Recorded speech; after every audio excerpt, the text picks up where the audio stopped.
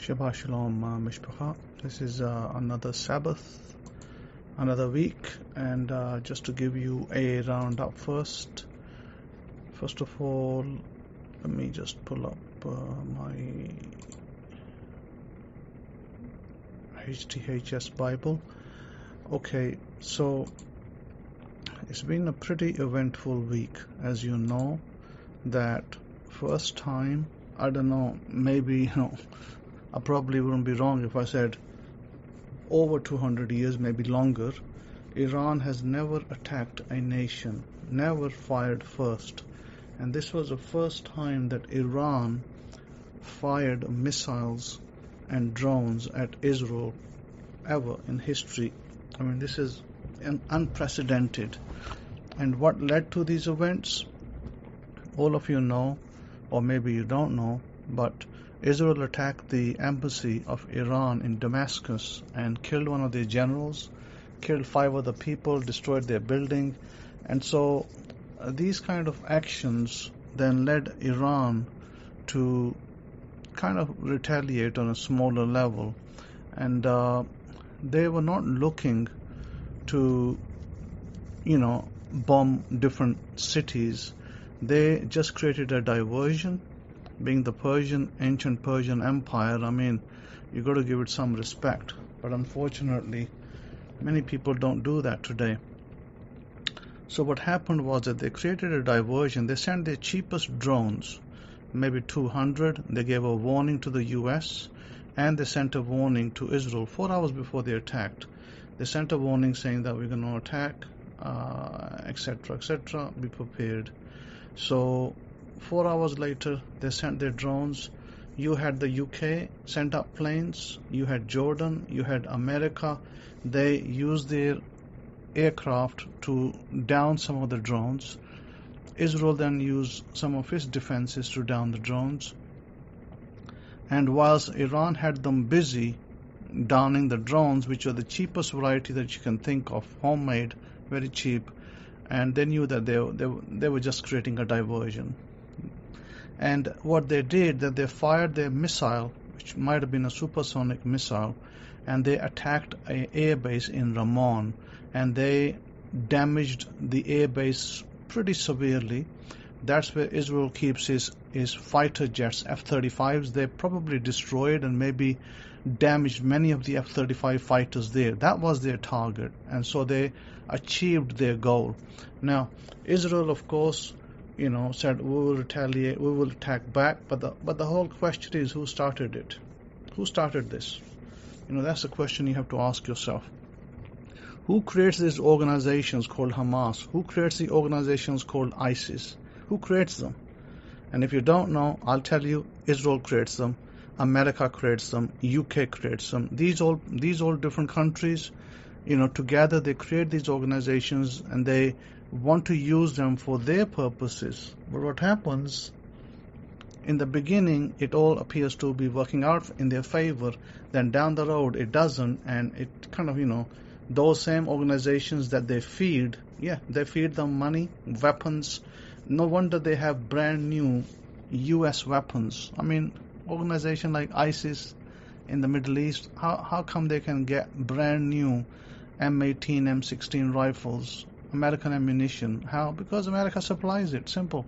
These are created for their own, purposes. But what happens, like I said, later the purposes, those organizations run away with their own ideas, and then they go out of hand, and then things change. So let's be very clear. There is a general in Israel by the name of General Barak. You know him, Barak. He was prime minister as well, ex-prime minister of Israel.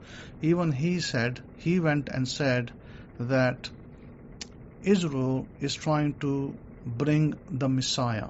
The whole reason of creating this war in the Middle East is Israel's, understanding of the Jews in Israel is this, at least the leadership side, is that if we can start these wars, maybe that will bring in the Messiah, who can come and then set up the temple, and then things can go from there. That's basically I'm going to paraphrase what the general said, ex-general, retired general. So there's that going on. And you remember many years ago, there was a man on Facebook. We went to meet him in Israel, in Tel Arad. We met him. They basically were of the opinion that Zion, what they call Tel Arad, Zion, and they said that was the safest place to live on planet Earth. And I said, no, it's not. And they wanted people to sell their homes in the US and wherever and come over there. I told my students not to do that. Time and time again, I told my students not to do that.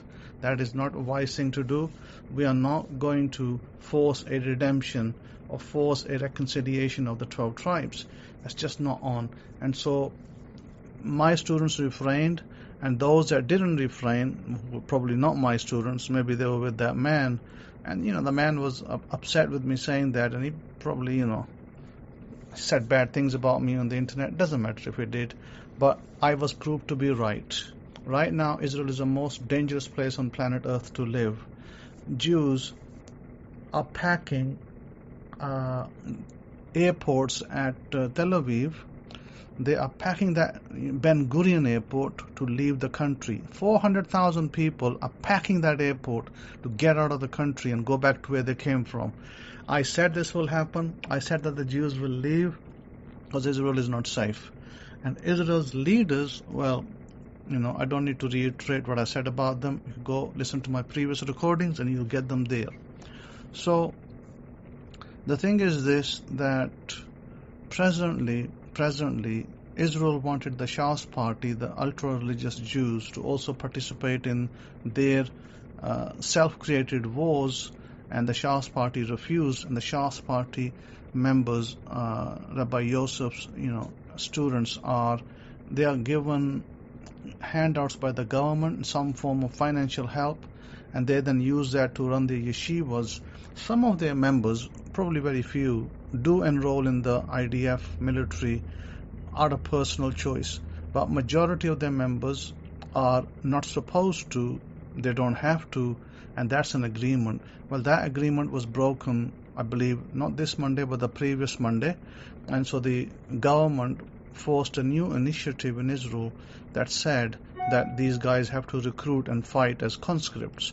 Well, the leader of that group, Rabbi Yosef, said that if Israel is going to force us, there's 400 of us over here. We're just going to leave the country. We're not going to stay here. So they've threatened to leave the country, 400,000 of them. Oh, by the way, 100,000 Jews have already left the country, okay? So those of you wanting to go and settle in Israel, 100,000 have already left.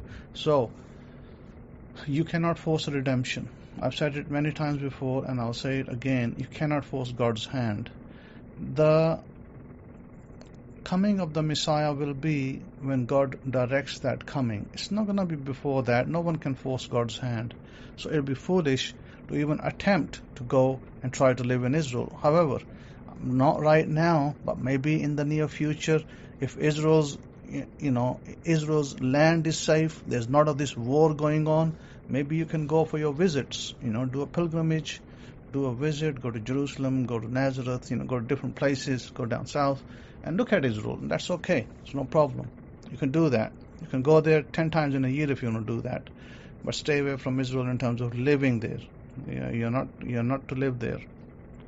You're to live where God has placed you. And God has placed you very clearly. God has placed you in America, in the UK, or wherever, France, wherever. Stay there. Build your families. Build your livelihoods. Build your businesses. That's what you're supposed to do. So that's wonderful. Now, that's basically what's happening in Israel. So Ukraine's already lost the war. Let's be honest about it. Ukraine lost the war from Russia. Russia's beaten it to a pulp, and Russia continues to beat it to a pulp. And so Ukraine, there's no hope for Ukraine, because Ukraine is used by the cabal. Ukraine is used by the deep state. Do their own, projects. Let's call it projects, good or bad. So they're trying to do their own projects in Ukraine. And Ukraine, well, if you know it, Ukraine's not going to get anywhere with any of that. So America's already lost the war, proxy war with Russia, and so therefore that's that. Now let's talk about Pasha, and let's talk about our Torah. Our Torah speaks about, our Pasha is regarding Chai Sarah, or the life and times of Sarah, our maternal mother, shall we say.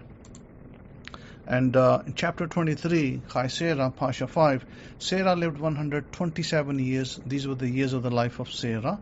So Sarah died in the Kiriath Arba, and that is Hebron in the land of Canaan, and Abraham came to mourn for Sarah and to weep for her. By the way, I did go to Hebron a number of years ago.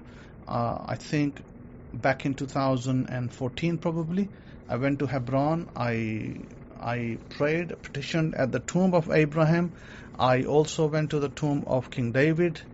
I also visited several other places during that time. So I have been to the places. They are still kept by the Jews and the Muslims. Muslims have one end, Jews have the other end. The places are still there. So if you ever want to go to Israel and you want to meet your maternal mother, Sarah, by all means go there and pay homage to Abraham, your father, and your mother, Sarah. So great places to go to. So this tells us that Abraham purchased that place from the Heti people at one point, and he used that as a burial place for his wife Sarah. And also it is believed and taught that the other people of our faith also lived there, also are buried there. And we're talking about even from time of Adam, then we're going down to Jacob, from Isaac, Jacob, and so on and so forth. They're all there. So it's believed. So having said that, this is a part of the chapter which talks about Sarah. It then talks about Abraham having a well advanced age, and it talks about Abraham's promised son Isaac in here, and how God directs him that he is not to marry the women from Canaan, which is the old name of Israel, and that he should be marrying from his own family. So Abraham sends his son, who is described in the Bible as Eliezer. He sends Eliezer, who is described as a servant of his house. He sends him back to Iraq, and from Iraq he's supposed to pick a wife for young Isaac, and so the family continues from there. So the succession would continue. This is we're talking about Rivka, who became the wife of Isaac. So these are interesting things. I speak to people all the time, and it also says that during that time, it says that Sarah died, and it talks about in chapter 25 where Abraham continued with his wife Keturah. Now, different Bibles have it in different wording. The Hidden Truths Hebraic Scrolls very clearly tells you that Keturah wasn't the second wife. She was already there prior to Sarah. Keturah was in fact the first wife of Abraham. So therefore the correct translation is, and henceforth Abraham continued with his wife, and her name was Keturah. Keturah was, if you know, she was the, Mashech, who's Abraham's, I believe Mashech is Abraham's, is it the second wife? No, third. Hagar is the fourth wife. Hagar is the fourth wife. Keturah is number one. And after Keturah, you have Sarah at some point. I think I may have marked out Sarah as number 3, and likely is, because Keturah probably came with a maidservant, just like Jacob's wives came with the maidservants, 2 maidservants that became Jacob's wives, and Jacob ended up having 4 wives. So, having said that, these things are described. We also see that in our Torah we see the description of giants, which are mentioned in the book of Genesis and some other places, and people say, well, yeah, this is legendary, this is just hyperbole, and there were no giants in the earth, and how can it be, and all that. But do you know that if you search the internet, if you go to the internet, maybe even TikTok, you can find pictures and images of giants and bones of giants. I mean, I was looking at one particular clip. They were showing a giant whose femur was like 6 foot long, and they said that this giant's bones put together describes him as a 22-foot giant in the ancient times. So yeah, we're talking about 22 foot, 28 foot, big sizes. These giants existed, by the way. So this gives me confidence that our Torah, our books, they do not lie. They tell the truth about the ancient times. So sure, I mean, I don't mind people taking things symbolically, like, people want to navalize it. I have some friends who want to navalize everything, and I don't have a problem with that. They can navalize it. They can say these are all, hyperbole and all that. But sometimes I take issue with the same friends because, that when they overanalyze it and they over-navalize it, then what happens is they say, oh, well, Abraham is only a figure. It means he's the father of a nation, and it's only figurative. Abraham never existed. And so, they'll say, Isaac never existed, Jacob never existed. And I'll say, hang on a minute.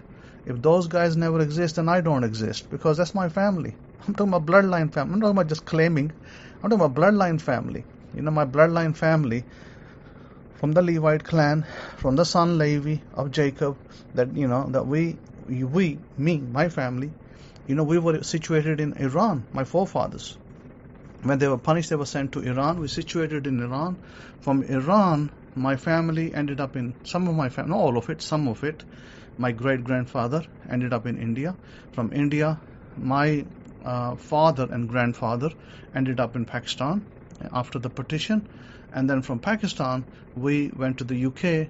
And from UK, I went to America, and here I am. So my point is that I said to my friend, my friend, who loves to navalize everything, I said, please don't insult my intelligence. Sure, I give you the room. If you like to navalize everything, sure, by all means do so. You can navalize everything. I have no problem with that. But I said, don't insult my intelligence and tell me that my forefathers didn't exist. That is all hyperbole and it's all allegory. And I said, it's not. These are all real people. They all exist. I said, even Jesus. Let's talk about Jesus. I said, even Jesus, as a person, even if you navalize him, and Neville says that Jesus is only your imagination, I said, no, even Jesus existed. Even he existed as a person. And, I joke with my friend and I say that I don't mind going fishing with Jesus, and maybe, we'll catch a lot of fish and I'll fill up my freezer with fish and I can have fish all month. So, so let's not navalize everything. Sure, the Neville has its application. Like I said, I have no problem with it. You can allegorize. You can say the Bible, has 70 translations or 70 ways of looking at it. Sure, no problem. Sure it does. But don't insult me and say that my forefathers didn't exist. That's insult. That's insulting. I don't accept that from anybody. So having said that, this is where we are. We are here, and God has intended for us to be blessed as a people. We are a blessing to our families, and we are a blessing to others. So there's the issue of who's real and who's fake. Well, it's very simple. Test their fruits. Which people's fruits are real and which people's are fake will tell you who's fake and who's not. I have been saying for the last 20 to 25 years that I have given you the prophecies. I've laid it out for you. I said that Strait of Hormuz will become a hot spot at one point. I said this 20 years ago. Look at Strait of Hormuz now. Iran hijacked a ship from the Strait of Hormuz last week, or this week, earlier this week. It was a ship belonged to a Jewish billionaire, and it was going to India. Probably the goods in that ship were worth billions of, maybe not billions, but maybe hundreds of millions of dollars. So they took that ship, and Iran still hasn't released it. So I'm pretty sure that the billionaire is getting sleepless nights as a result of his cargo going missing. So is it hyperbole? No, it's real. Did I write about it? Yes, I did. Did I say that it'll become a hotspot? Yes, I did. Did I say Red Sea will be a significant place? Yes. Is it? Yes, it is. So test the person's fruits. You will know them by their fruits. This is what Jesus said. Jesus said you test the people by their fruits. So definitely check the people by their fruits. Having said that, now let's talk about different things in the Bible. The Bible, talks about different people, different time periods. But there's one thing very interesting. Okay, one thing very interesting. The Bible describes that when God created the earth, there's a firmament. God created a firmament, like a solid place, But between the firmament, it says that there's water underneath and there's water above. Meaning, this is how I understand it. Okay, maybe I'm wrong, but this is how I understand it. And in my opinion, I'll give you my opinion. There is water under the earth, okay? And there's water above the earth.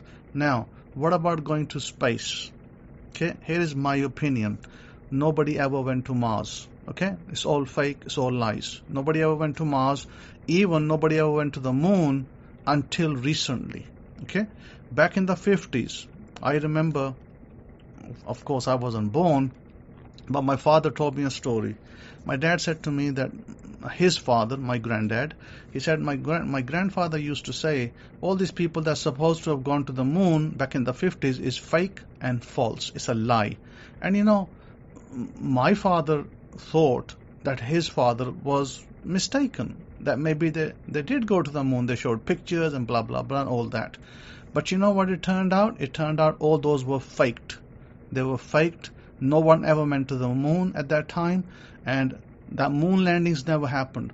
Now, Armstrong, my question, Armstrong, my opinion, why do you think Armstrong died in depression and as a alcoholic? Why do you think he died like that? Reason to me it makes very sense. He was told to keep his mouth shut. He wasn't supposed to tell the people. He never went to the moon, by the way. So there was no moon landings. It was all faked up. Similarly, all Mars landings are faked up as well. No one ever went to the Mars. It's all faked. It's all to deceive people. I'm not sure why, but take it as my opinion. It is all a lie, period. I don't care if India claims it. I don't care US. I don't care who claims it. Nobody's ever gone to Mars. So let's forget about that as well. So that's basically that. Now let's focus on what we are. We are in this world. We are in our present state. God has put us here as a blessing. God works through us. Through us, He blesses us, our families, and He blesses others. Okay?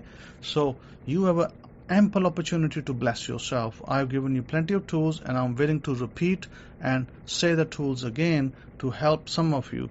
One of the things that I will encourage you to do as my students is I encourage you when you wake up in the morning. I've given you the passages from Deuteronomy 28, the blessing passages. I want you to personalize it to yourself. I want you to wake up in the morning and, when you put your foot on the ground or before you put your foot on the ground from your bed, I want you to be saying, say it as your name. I, then your name. I, Simon. I, Jacob. I, James. I, Peter. I, Sally.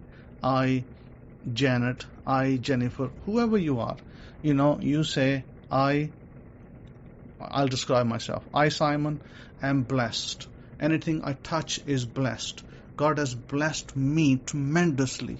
I attract wealth from all over the planet. Wealth is attracted to me. Abundance is my birthright. I am born abundant. God has made me super abundant. God has super blessed me. Wherever I go, I bless people. Wherever I go, I bless others. I am the head. I'm not the tail. I am a lender. I'm not a borrower. So, I am tremendously blessed. I am infinite love. I am success. I am wealth. I am love, infinite love. I am perfect. I live in perfect health. So these are the kind of statements that you should be making first thing in the morning when you wake up. Now, I also gave you before sunrise in the morning, I wanted you to do the Shema Israel Hashem Eloheinu. Okay, I wanted you to do that 33 times. That's if you lack time in the morning. If you got in a rush, you haven't got time, you want to rush to your job or whatever you do, you don't have time, do it 33 times on your fingers. And if you do have time, then get your beads and do it at least. The beads are 108 on these beads. You can do it 108 or you can do it 100 times. Either is fine. Do that every day. God will bless you tremendously for it. Okay, it will bless you tremendously for it. There are certain activities that take place when you do those things. It opens up, it activates your brain centers. Certain places in your brain activate, and they help you in your manifestation, in your desire. For your manifestation, I told you that you need to do some meditation. Maybe in the morning, spend 5 minutes. Eyes closed, breathe in deep. Breathe in and breathe out, and breathe out, and breathe in, and breathe out. And then I've made several recordings. In one of the recordings, I say that you see a divine light that comes from above. The divine light comes from above. It goes to your crown of your head. It hits the crown. It then goes from your crown of your head. It goes to your back. Through your back, it goes through your organs in the front. Your heart, your lungs, your liver, kidneys, stomach, spleen, all the organs. It then goes also through the backbone, and it goes to your root chakra, which is the base of your spine. And then from there, it goes down your legs, this light. It goes into the earth, and this light from above is now going to the earth. It's grounding you. It's removing excess electricity. And sometimes excess electricity can cause disease and stuff. And so it's clearing you up. It's purifying you. It's correcting them, balancing your body. So you balance your body by doing that. And then you imagine your light. This light goes back up, and then it comes back down, and then again it does the same thing. It nourishes your whole body. It then goes to the earth and descends deep into the earth's crevices, and then it goes back up. Then you imagine then a green light. It comes from the earth's core. It goes up your legs to your spine and to the rest of your body, to your face. It nourishes you really well, and then it goes back down. And then you once you've done certain breathing exercises, you're breathing in, breathing out, breathing in and breathing out. You do that a few times, and then you open your eyes. It doesn't take long, maybe 5 minutes, maybe only asking for 5 minutes of your time every day to do that. It's like you taking breakfast. How many times a week do you miss breakfast? If you miss breakfast, then you can miss this exercise. And if you don't miss breakfast, then you mustn't miss this exercise. Do it every morning. It will tremendously help you. I know some of you get in anxiety. You get in stress because maybe due to the job, employment place, maybe the kind of work you do, and possibly because other concerns in your life. So when you do this exercise, it will bless you. It will harmonize you. It will balance you. Okay? When you're balanced, you're in a more opportune place to now manifest your desires. And how do you manifest your desires? Remember, I gave you the example. I said that you imagine that you have $6 million. I've upped it from 3 to 6. You have $6 million in your bank. And you imagine that you're spending it and you're buying some of the items you desire to buy. Anything, iPhone maybe even. So iPhone, and if you want to buy Tesla, you buy your Tesla, although I'm not in favor of Teslas, but you buy your Teslas and you do whatever you need to. You buy, you spend $400,000, $500,000, $600,000 on yourself. And the rest of the money, maybe you invest it. So I ask you to do that exercise every day. This must be done daily. Now, the other thing I encourage you to do, which is going to help you in developing yourself, is I would encourage you to write down your affirmation, not all of them. Maybe you do write down one time all of them, and then you just read them every morning. But on top of that, you pick one. So one of the ways I'd encourage you to do things is I'd encourage you to write a little list. I've spoken about this list in the past as well. You make a little list. Maybe the list has 10 affirmations that you desire. Whatever those are, it doesn't matter. Write it on the list, okay? Abbreviate it. You don't need to write the whole long-winded affirmation. Abbreviate it. Where you want to purchase a phone, rather than say, I am going to purchase a phone or I have a phone, simply write down have, and whatever phone model you want, have iPhone, 15, etc. And then you just, amount of money you want in the bank, have $6 million in my account. Okay? And if you want to do something else, like perhaps, you'd like to do something else, maybe you want great health, you write, I perfect health. Just, cut down version of everything. So you make a list, and then what I want you to do is I want you to spend 10 minutes, 15 minutes of the day, out of your time. I want you to take out 10-minute segments or 15-minute segments, and I want you to repeat, I have everything in my list. Okay, I want you to repeat that. That means that covers instead of doing one affirmation 10 times, or one affirmation for 10 minutes, then the second one, then the third one, and fourth, and maybe you have a list of 20 affirmations. That's too much. That's a lot. So rather than do that, write them on a small list and just say, I have everything in my list. Robotically repeat it, okay? Robotically repeat, I have everything in my list, and you could do that for a 10-minute segment, take a break, another 10 minutes, take a break, another 10 minutes. Personally, I would encourage you to do it more than 10 minutes, okay? About an hour a day. Every day an hour. What I would do, put it for 20 minutes, break, 20 minutes, break, 20 minutes. That's 1 hour. Do it 1 hour every day. I have everything in my list. I have everything in my list. I have everything in my list. Do that. Robotically, it will help you. It will bring in the stuff you've written on your list, and it will also, the other way you can help yourself is have a little vision board. Any cardboard, will do, and you can stick the stuff that you want. Maybe the car you desire, put the picture on it. The money you want in the bank, write down the sum you want in your account. Then, if you want some other items, like I say iPhone, I'm not into iPhones myself, but if you want an iPhone, a laptop, put those pictures up on your vision board where you can see it every day, one time a day. And then another great exercise is go to the bathroom and to the mirror, then you speak those affirmations that I told you about in the when you do in the morning. You stand in front of the mirror and you can say things like, I am blessed. God has blessed me tremendously. I am blessed when I go out of the city. I'm blessed when I come back in the city. My barns are blessed. I am the head and not the tail. I am a lender and not a borrower. And, and so on, and other things. I am debt free. I have X sum in my account, etc. Do those things in the mirror, and then you're done.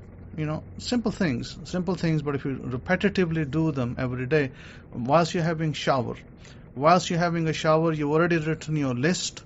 You don't need to keep rewriting it unless you make changes. You can then rewrite it, and just in your shower, whilst you're having your shower, 5 minutes, whatever time, you keep repeating the affirmation, I have everything in my list. I have everything in my list. I have everything in my list. And that's a great way to keep yourself occupied whilst you're cooking.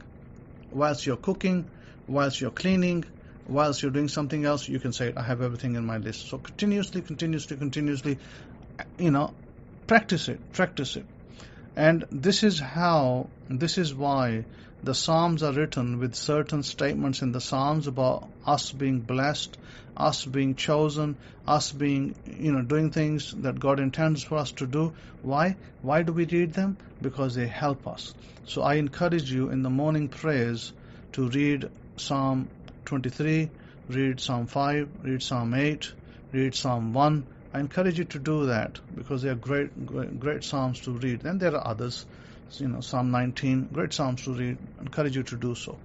So, I don't want to kind of harp on the same thing and bore you to death with similar things. But like I told you, lots of things are happening on this planet. And a lot of these things that are happening on this planet, A lot of them are fake, total fake. I gave you my opinion. I'm not saying to you this is a fact. I'm telling you this is the Cohen's opinion. Mars trip is fake. We never made the landing to the moon in the 50s. That was proven to be fake.